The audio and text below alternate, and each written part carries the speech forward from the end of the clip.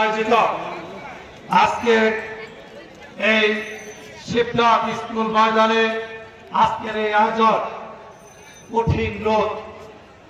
বাংলাদেশের ইতিহাসে 100 বছর নাকি গত 1 সপ্তাহের মতো এত দাহ ছিল না। সেই রোদের মধ্যে আমরা আতঙ্কিত ছিলাম, এই রোদের মধ্যে মানুষ বের হবে কিনা। তারপরও আজকে যে পরিমাণ শ্রমিক তার দিক থেকে আজকে এখানে উপস্থিত হয়েছে, আমি সকলকে আমাদের পক্ষ থেকে, শ্রমিক ফেডারেশনের পক্ষ থেকে, ডক্টর রাজ্জাকের পক্ষ থেকে, ফজলুল হক ফারুকের পক্ষ থেকে ধন্যবাদ, কৃতজ্ঞতা জানাচ্ছি। আপনারা যে শ্রমিকরা আজকে আবার আপনারা প্রমাণ করলেন, এত ষড়যন্ত্রের মধ্যেও, এই রোদের মধ্যেও আপনারা এখানে উপস্থিত হয়েছে। আমি আজকের এই বক্তব্যের প্রথমে আমি শ্রদ্ধা জানাই যারা এই শ্রমিকদের দাবি আদায়ের লক্ষ্যে জীবন দিয়েছেন। ওই আমেরিকার শিকাগো শহর, যেখানে শ্রমিকদের দাবি আদায়ের লক্ষ্যে আন্দোলনের মধ্য দিয়ে সারা বিশ্বে যে আন্দোলনটি ছড়িয়ে পড়েছিল, সেই আন্দোলনে যারা শহীদ হয়েছিলেন তাদের প্রতি শ্রদ্ধা জানাই।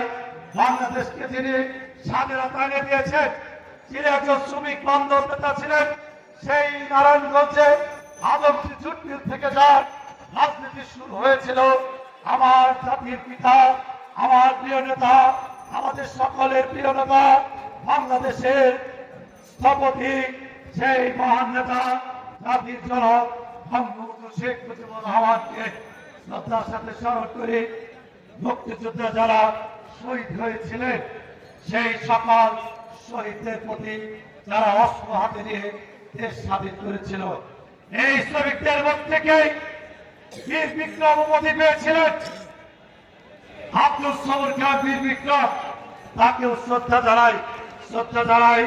আমাদের হাবিবুর রহমানকে তিনি এই ফেডারেশন প্রতিষ্ঠিত করেছিল, শ্রদ্ধা জানাই।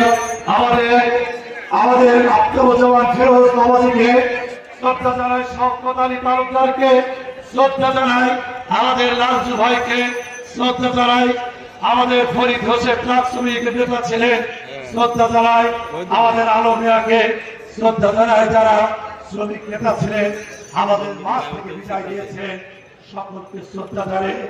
আমি দাঁড়িয়ে 1 মিনিট সকল শহীদদের প্রতি, মুক্তিযোদ্ধাদের প্রতি শ্রদ্ধা জানিয়ে সকলকে দাঁড়িয়ে 1 মিনিট নীরবতা পালন করার অনুরোধ জানাচ্ছি সকলকে।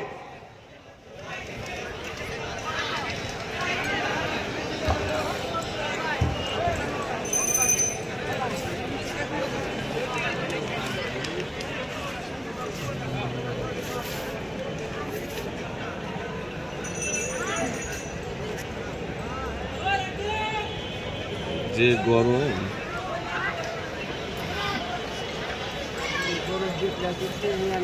ধন্যবাদ প্রিয় শ্রমিক ভাইয়েরা।